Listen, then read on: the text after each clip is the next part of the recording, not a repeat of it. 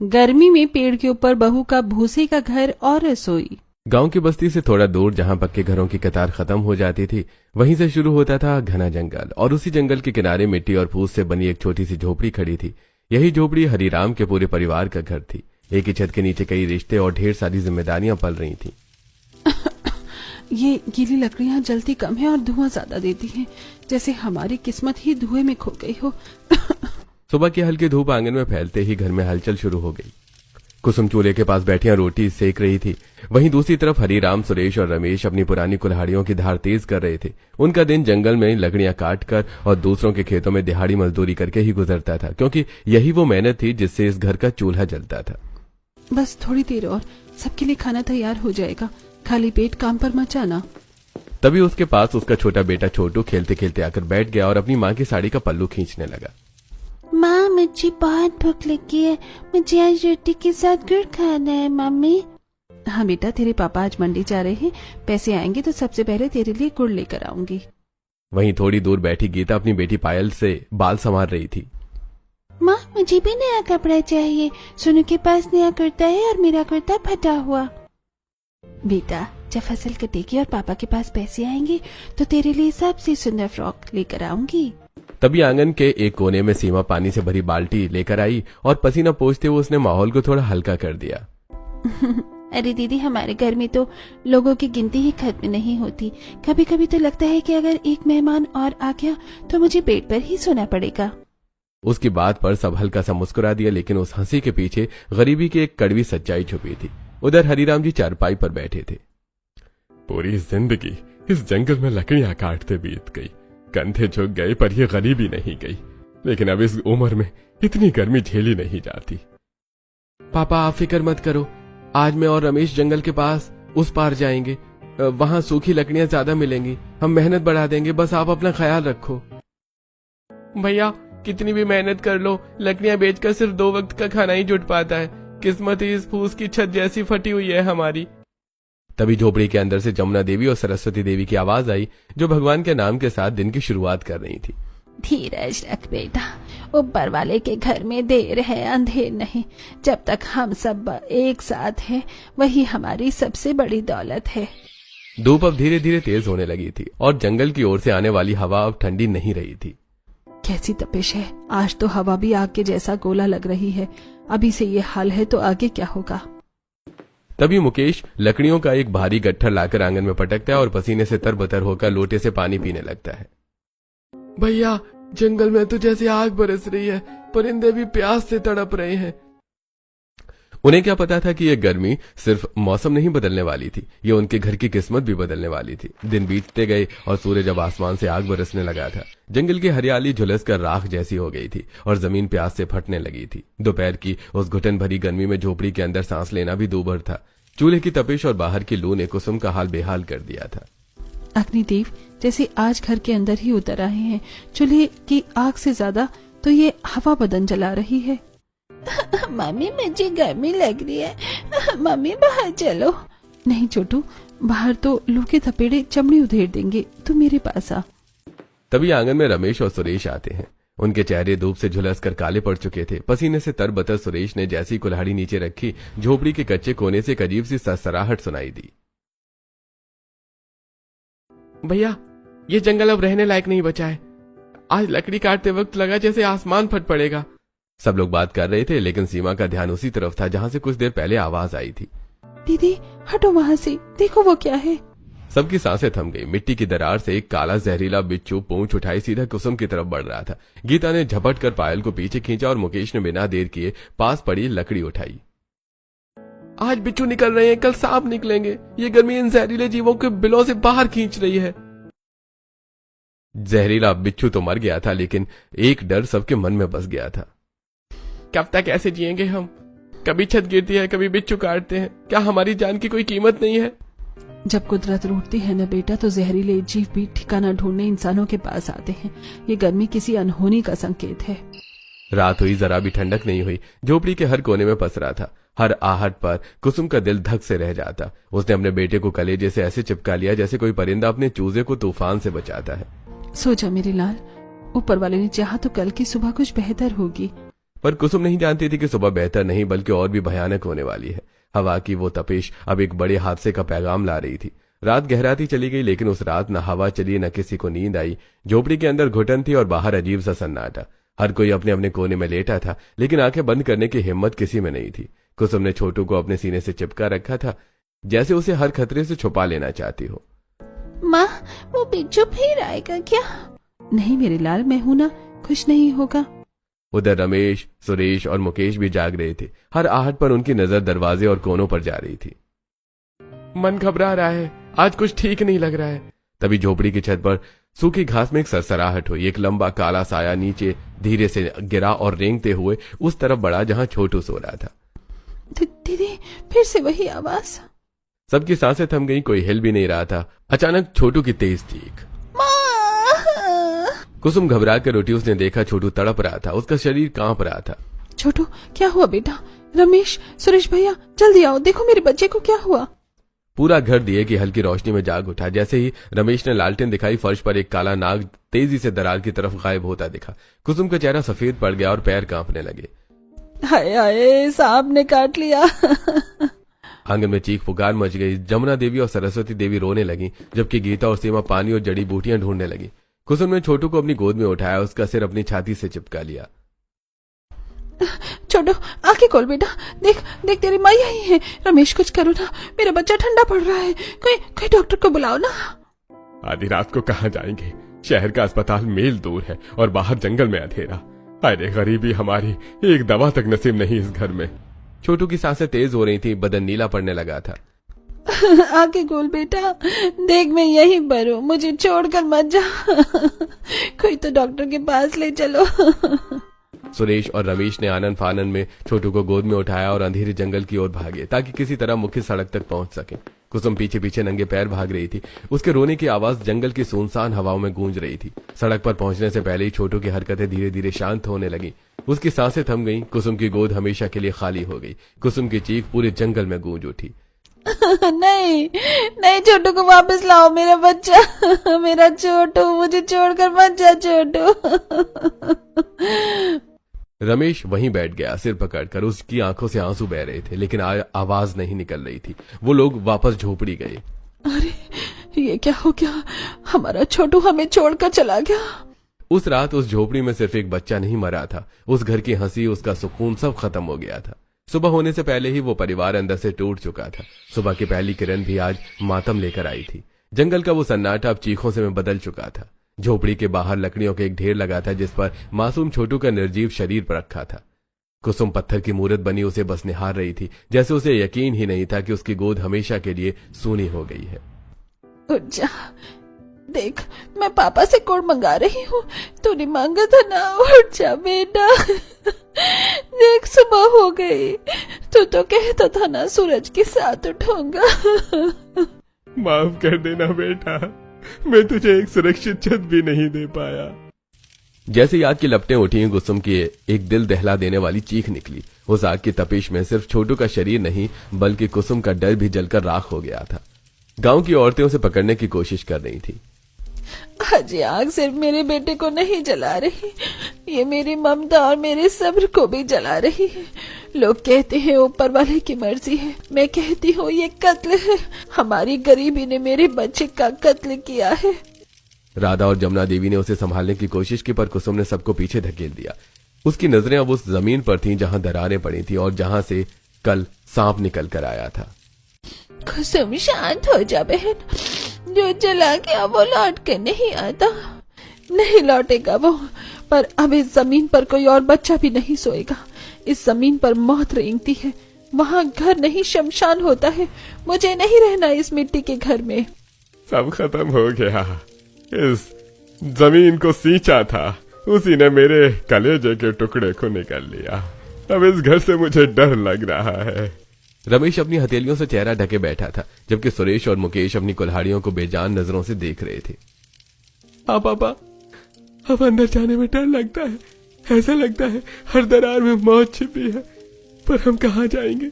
न शहर में कोई अपना है, न हाथ में फूटी कौड़ी। जमींदार ने पहले ही खेत खाली करने को कह दिया है। हमारे पास कोई दूसरा रास्ता भी नहीं है। या तो इस जहरीली जमीन पर मरे या कहीं और भीख मांगे। कुसुम जो अब तक पत्थर की मूरत बनी खड़ी थी, उसने धीरे से अपनी आंखें ऊपर उठाई। उसकी नजर उस विशाल बरगद के पेड़ पर टिक गई। रास्ता हमारे सिर के ऊपर है। जब जमीन ने साथ छोड़ दिया और आसमान ने छत नहीं दी थी, तो अब ये बरगद ही हमारा आसरा बनेगा। हम ऊपर रहेंगे इन डालियों के बीच। सबने हैरानी से कुसुम को देखा। सबको लगा कुसुम अभी सदमे में है। पेट पर? कुसुम बच्चों को लेकर पेट पर कैसे रहेंगे? खाना कहाँ पकेगा? ये नामुमकिन है। नामुमकिन क्या है दीदी? क्या मेरे बच्चे का मरना मुमकिन था? क्या रात भर बिच्छुओं के डर से जागना मुश्किल है? हमारे पास कोई रास्ता नहीं बचा है। अगर जमीन पर रहे तो अगला नंबर पायल का होगा, या छोटों की तरह कोई और भी मर जाएगा। मैं अब मौत का इंतजार नहीं करूंगी। कुसुम की आवाज में जो तड़प थी उसने सबको खामोश कर दिया। सीमा ने कांपते हाथों से पायल को गले लगा लिया। दीदी सही कह रही है। कम से कम वहाँ जमीन से रेंगने वाले जीव तो नहीं आएंगे। हमें कुछ तो करना ही होगा, वरना ये डर हमें पागल कर देगा। बहू की बात में दम है। जंगल की सूखी लकड़ी, भूसा और ये मजबूत जटाएं, इन्हीं से अपना घर बनाएंगे। जमीन पर हमारे पास खोने के लिए अब कुछ नहीं बचा, पर शायद ऊपर जिंदगी मिल जाए। हरिराम ने बरगद के तने पर हाथ रखा, जैसे उस पेड़ से पनाह मांग रहे हो। कल सुबह होते ही काम शुरू होगा। मुकेश, तू शहर से सुतली और रस्सी लाएगा। सुरेश और रमेश, तुम दोनों जंगल से बांस और बल्लियां काटोगे। हाँ पापा, हम करेंगे, चाहे दुनिया हंसे या मजाक उड़ाए। पर मैं अब इस परिवार को अब मौत के साए में नहीं रहने दूंगी। ये बरगद अब हमारा घर होगा। उस काली रात के सन्नाटे में पहली बार मौत के डर पर जीने की उम्मीद भारी पड़ रही थी। अगली सुबह का सूरज नई उम्मीद लेकर आया था। कल तक जहां मातम था, आज वहां हौसले की गूंज थी। पूरा परिवार उस विशाल बरगद के नीचे खड़ा था। पापा, ये काम इतना आसान नहीं है। परिंदे और इंसान में फर्क होता है। क्या ये पेड़ हमारा बोझ सह पाएगा? मुश्किल है रमेश, लेकिन इस जहरीली जमीन पर तिल तिल कर मरने से तो बेहतर है। कुसुम की आंखों में अब आंसू नहीं, अपने परिवार को बचाने की आग थी। तभी काम शुरू हुआ। मुकेश पेड़ पर चढ़ा, सुरेश नीचे से बल्लियां पकड़वाने लगा और रमेश रस्सियों को मजबूती से बांधने लगा। अरे भैया, आज तो सीधा जमीन पर आ जाता और बाबू कहते कि बंदर बनने चला था। अरे संभल के काम कर, हंस मत। एक चूक और सब खत्म हो जाएगा।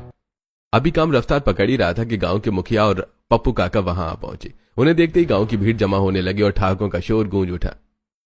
अरे ओ हरिराम, ये क्या नया ड्रामा है? इंसान होकर बंदरों की तरह रहोगे क्या? तो क्या अब तुम्हारी बहू आसमान में रोटियां पकाएगी? देखो हरिराम, ये गांव की मर्यादा के खिलाफ है। लोग थूकेंगे हम पर कि हमारे गांव में लोग परिंदों की तरह घोंसलों में रह रहे हैं। यह पागलपन बंद करो, जमीन पर लेट जाओ।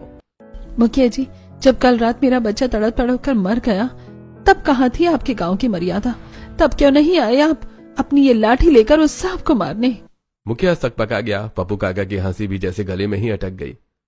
जिसे जो कहना है कहने दो। हम अपनी दुनिया अब इस पेड़ पे बसाएंगे, काम मत रोको। दोपहर की कड़ी धूप में पसीने से लथपथ रमेश और मुकेश ने जब पहली बार लकड़ियों का ढांचा खड़ा किया तो सबको लगा कि मंजिल करीब है। लेकिन जैसे ही रमेश ने उस पर अपना पूरा वजन रखा, एक चरमराहट की आवाज गूंजी और पूरा ढांचा डगमगाने लगा। भैया पीछे हटो, ये लकड़ियां हमारा बोझ नहीं सह पा रही हैं, ये तो हिल रही हैं। हमने सिर्फ लकड़ियां बांधी थी रमेश, इन्हें मजबूती नहीं दी थी। यह पतली टहनियां और कच्ची रस्सियां एक तेज हवा का झोंका भी नहीं झेल पाएंगी। कहा था ना, इंसान हो परिंदे नहीं। गिरोगे तो हड्डियां भी नहीं मिलेंगी। छोड़ दो ये जिद हरिराम। कुसुम ने पप्पू काका की बातों को अनसुना किया और टूटे हुए ढांचे को गौर से देखा। पापा, हम हारेंगे नहीं। गलती हुई है तो उसे सुधारेंगे। ये पतली लकड़ियां सिर्फ सजावट के लिए ठीक हैं। घर के लिए हमें मजबूत बांस और लकड़ियों का इस्तेमाल करना होगा। अगले दिन से काम और तेज हो गया। अब ये सिर्फ एक कोशिश नहीं थी, ये उस परिवार की जिद बन चुकी थी। सुबह होते ही सुरेश, रमेश और मुकेश जंगल की तरफ निकल गए, सूखी और मजबूत लकड़ियां ढूंढने के लिए। कमजोर लकड़ी काम नहीं आएगी, घर ऊपर बनेगा। लकड़ी बहुत मजबूत होनी चाहिए। हाँ भैया, अब गलती की कोई जगह नहीं है। उधर घर पर कुसुम, गीता और सीमा भी खाली नहीं बैठी थी। सूखी घास और भूसा इकट्ठा करना, उसे साफ करना और उसे बांधने लायक बनाना, इसी काम में लगी हुई थी। ये भूसा ही हमारी दीवार बनेगा। एक एक दिन का जोड़ना होगा। दीदी, बस इस बार सब ठीक रहे। हाँ, और इस बार कोई डर नहीं होगा। दोपहर तक तीनों भाई मजबूत लकड़ियों के गट्ठर को घर तक लाए और फिर शुरू होता है असली काम। मुकेश पेड़ पर चढ़कर मोटी डालियों को रस्सियों से कसकर बांधता है। नीचे से सुरेश और रमेश लकड़ियां पकड़ाते हैं। भैया, ये वाली लकड़ी थोड़ा ऊपर दो, ये कोना मजबूत करना पड़ेगा। ये लो, संभाल कर पकड़ना। बरगद के पेड़ पर अब संघर्ष चल रहा था। पसीने से भीगी रस्सियों को पूरी ताकत से खींचा जा रहा था और बांस की बल्लियों को एक दूसरे से खांचों में फंसाया जा रहा था। धीरे धीरे उन मजबूत डालियों के बीच एक अनोखे घर का ढांचा आकार लेने लगा था, लेकिन ऊंचाई से लड़ना इतना आसान नहीं था। थके हुए हाथों से जैसे एक मजबूत रस्सी खिसकी डाल पर टिका मुकेश का संतुलन अचानक बिगड़ गया। अरे संभालो, रस्सी टूट रही है। एक पल के लिए सबकी सांसें हलक में अटक गईं। मुकेश फिसल कर नीचे मौत की ओर बढ़ ही रहा था कि तभी बरगद की एक लटकती जटा उसके हाथ में आ गई। मुकेश ने खुद को संभाला और हल्का सा मुस्कुरा दिया। ये पेड़ तो अभी से हमारी रक्षा करने लगा। धीरे धीरे लकड़ी का ढांचा पूरा होने लगा। अब बारी थी उस दीवार और छत देने की। कुसुम और बाकी औरतों ने भूसे को लकड़ियों के बीच भरना शुरू किया। एक एक खाली जगह को बारीकी से बंद किया गया। कोई भी छेद नहीं रहना चाहिए, यहीं से तो जानवर अंदर आते हैं। हाँ, इस बार कोई खतरा अंदर नहीं आएगा। भूसे को रस्सियों और पतली लकड़ियों से दबाकर बांधा गया ताकि हवा में उड़े नहीं। दिन ढलता, फिर अगला दिन आता और काम चलता रहता। हाथों में छाले पड़ गए थे और पैरों में दर्द था, लेकिन किसी ने हार नहीं मानी। गांव वाले अब भी दूर खड़े देखते थे, लेकिन इस बार उनकी हंसी कम और हैरानी ज्यादा थी। अरे ये तो सच में बना रहे हैं। शाम तक पेड़ पर बना वो ढांचा अब साफ दिखाई देने लगा था। एक छोटा सा घर जो हवा में खड़ा था। कुसुम ने ऊपर देखा। बहुत दिनों उसकी आंखों में पहली बार डर नहीं, सुकून की हल्की झलक थी। बस थोड़ा और वक्त, फिर हमारा घर पेड़ पर बनकर तैयार हो जाएगा। देखिए तो, ये घर तो सच में बनकर तैयार हो गया। मुझे तो यकीन ही नहीं हो रहा। यकीन तो मुझे भी नहीं हो रहा, पर ये सच है। हम सबकी इतने दिनों की मेहनत रंग लाई। कुसुम बिना कुछ कहे उस घर को बड़े गौर से देख रही थी। उसकी आंखों में आंसू थे। काश ये घर पहले बना होता तो शायद आज मेरा बेटा मेरे साथ होता। तभी रमेश उसके पास गया और उसे गले से लगा लिया। कुसुम, परेशान मत हो। छोटू होता है तो उसे अच्छा नहीं लगता उसकी माँ ऐसे रोए। प्लीज चुप हो जाओ। कुसुम ने अपने आंसू पोंछे और हल्का सा मुस्कुराई। अब बारी थी उस घर में पहली बार कदम रखने की। मुकेश ने पेड़ के तने से टिककर मजबूत लकड़ियों की एक सीढ़ी सी बना दी। रस्सियों से कसकर बंधी हुई वो सीढ़ी उनके घर तक जाने का रास्ता थी। भैया लो, आप चढ़ने उतरने में दिक्कत नहीं होगी। सबने उस सीढ़ी को देखा जैसे पहली बार उन्हें अपने घर तक पहुंचने का सही रास्ता मिला हो। सबसे पहले मुकेश ऊपर चढ़ा, फिर एक एक करके सब लोग सावधानी से सीढ़ी पकड़कर ऊपर जाने लगे। माँ, मैं गिर तो नहीं जाऊंगी ना? नहीं बेटा, मैं यही हूँ, धीरे धीरे चढ़। अरे ये पेड़ पर बना भूसे का घर तो ठंडा भी है। हाँ, नीचे जैसी घुटन नहीं है यहाँ पर। सच कहा, इस घर के भीतर सुकून भी है और न ही किसी के आने का डर है। छोटू के जाने के बाद उसकी आवाज में पहली बार सुकून था। नीचे से कुछ गांव वाले भी ये सब देख रहे थे, लेकिन इस बार उनके चेहरों पर हंसी नहीं, बस हैरानी और थोड़ा सम्मान था। अरे मान गए, जिद तो हो ऐसी हो। अरे हमें तो सुनकर ही हंसी आ रही थी, लेकिन तुम लोगों ने तो बना भी लिया पेड़ के ऊपर भूसे का घर। सूरज धीरे धीरे छिपने लगा था। दिन का वो उजाला अब रात के अंधेरे में बदल रहा था। बरगद के घने पत्तों के बीच से छनकर आती रोशनी अब धुंधली होने लगी थी। अंधेरा पूरी तरह से छाने से पहले पेड़ की उन ऊंची शाखाओं के बीच कुसुम ने अपनी आसमानी रसोई का दिया जलाया। मिट्टी और भूसे से लिपे फर्श के कोने में पत्थर की एक चौड़ी सिल्ली रखी गई थी ताकि चूल्हे की आग बरगद की डालियों को छू भी न सके। दीदी देखो, सूरज डूबते ही नीचे की जमीन कैसी काली दिख रही है, पर यहाँ ऊपर अभी भी आसमान की लाली नजर आ रही है। अब तो सच में बादलों के बीच रोटियां बनेंगी। हाँ सीमा, पर अब ये रोटी डर के बिना बनेगी। धीरे धीरे चूल्हे पर तवा चढ़ा और गर्म रोटियों को सौंधी खुशबू हवा के झोंकों के साथ पूरे पेड़ पर फैल गई। चूल्हे की आग अब शांत हो चुकी थी, बस अंगारे दमक रहे थे। कुसुम ने सबके सामने गर्मा गर्म रोटियां और वही रोज वाली सूखी सब्जी परोसी। पूरा परिवार उस ऊंचाई पर गोल घेरा बनाकर बैठा था। 75 साल की हो गई हूँ, न जाने कितनी रोटियां इन हाथों से तोड़ी, पर आज इस रोटी में एक अलग ही मिठास लग रही है। दादी, रोटी तो वही और कुसुम दीदी ने बनाई है, फिर मिठास कहाँ से आ गई? अरे पगली, रोटी वही है, पर आज इस खाने में वो खौफ नहीं है। पहले रोटी गली से नीचे उतरती थी तो डर लगा रहता था कि कहीं पैर के पास कोई बिच्छू न निकल आए। आज चैन से बैठे हैं तो सूखी रोटी भी अमृत जैसी लग रही है। जीती रहे बहू, तूने आज इस बुढ़िया को चैन की रोटी खिला दी। सही कह रही हो दादी, नीचे झोपड़ी में तो पसीने के मारे निवाला भी कड़वा लगता था। यहाँ ऊपर देखो कैसी ठंडी हवा चल रही है। आप सब बस पेट भर के खाओ, अब इस घर में डर की कोई जगह नहीं है। आज रात आप सब बिना लालटेन जलाए सोना, यहाँ ऊपर सिर्फ चांद की रोशनी आएगी, मौत का साया नहीं। बरगद की पत्तियां हवा में धीरे धीरे हिल रही थी। नीचे गांव में अंधेरा था और लोग गर्मी से परेशान थे, पर ऊपर इस भूसे के घर में एक अलग ही सुकून था। उस रात कई सालों बाद उस घर के लोग सुकून की नींद सोए। अगली सुबह कई दिनों बाद उस परिवार की नींद पूरी हुई थी। न कोई डर, न कोई घबराहट, बस ठंडी हवा और सुकून। नीचे गांव की रोजमर्रा की जिंदगी फिर से शुरू हो चुकी थी, लेकिन आज हर किसी की नजर बार बार उसी पेड़ की तरफ उठ रही थी।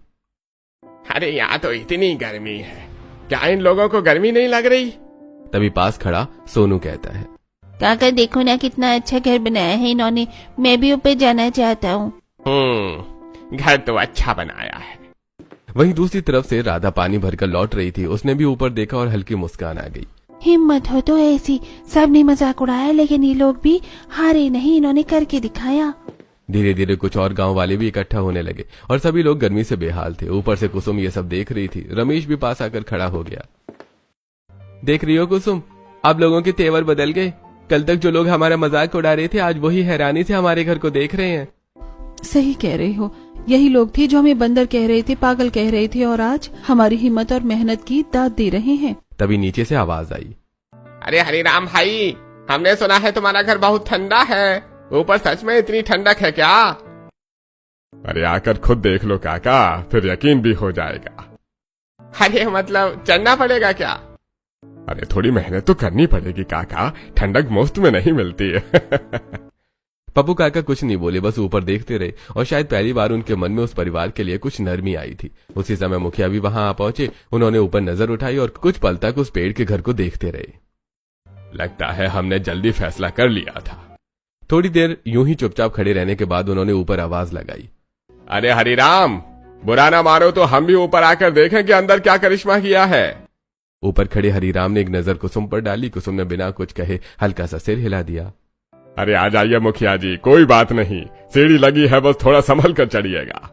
मुखिया जी ने धीरे धीरे लकड़ी की उस सीढ़ी पर पैर रखा। उनके पीछे पीछे पप्पू काका और 2-4 गांव वाले भी हिम्मत करके ऊपर चढ़ने लगे। जैसे ही सबने ऊपर उस भूसे के घर में कदम रखा, ताजी और ठंडी हवा का जोरदार झोंका उनके चेहरों से टकराया। सबकी आंखें जैसे सुकून से बंद हो गई।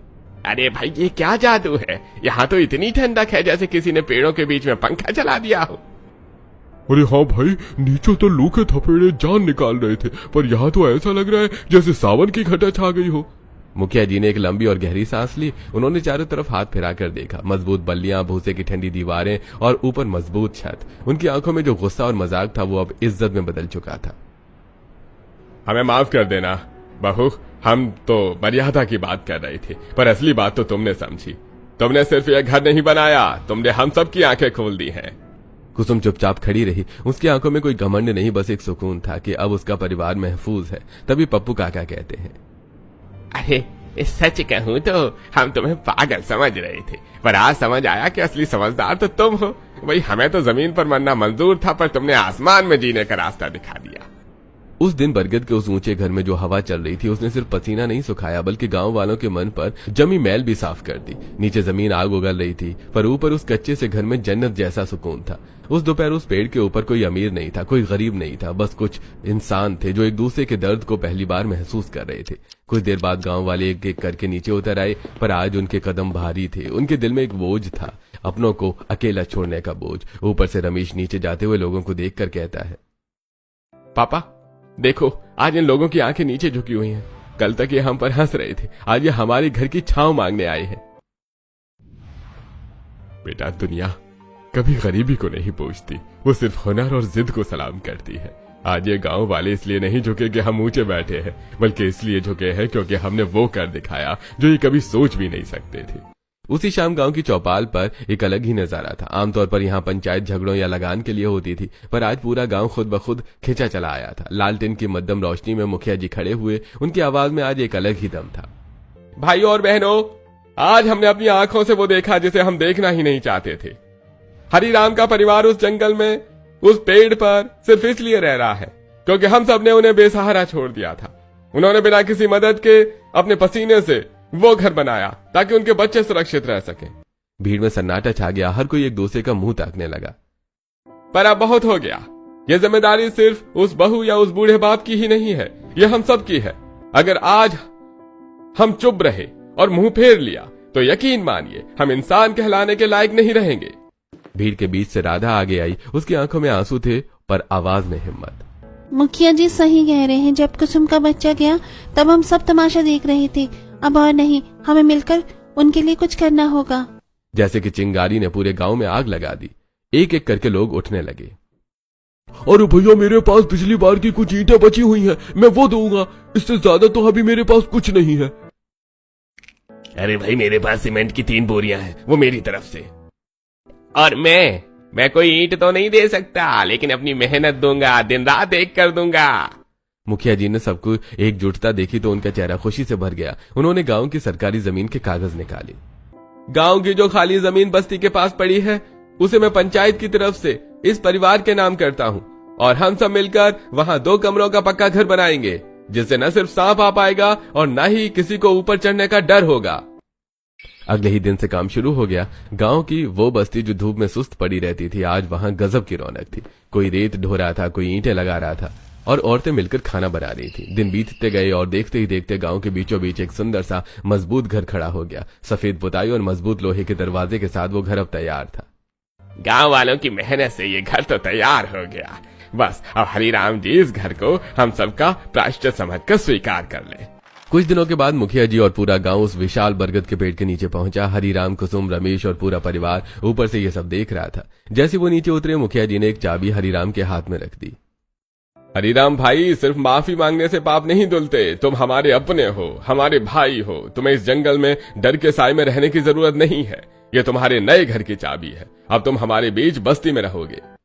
मुखिया जी, आप लोगों ने माफी मांगी, वही हमारे लिए बहुत है। इस घर की क्या जरूरत थी। अरे हरिराम भाई, ये चाबी लो, ये घर तुम्हारा है और अब और कोई बात नहीं। मुखिया जी, आप लोगों ने माफी मांगी, वही काफी है। इतना बड़ा घर हम कैसे लें। अरे हरिराम, अरे यार, माफी तो बस जुबान से निकलती है। ये घर हमने दिल से बनाया है, मना मत करो। हाँ पापा, ले लो। इन लोगों को मना करना ठीक नहीं लगेगा। ठीक है, पर एक शर्त है। शर्त? कैसी शर्त, बताओ।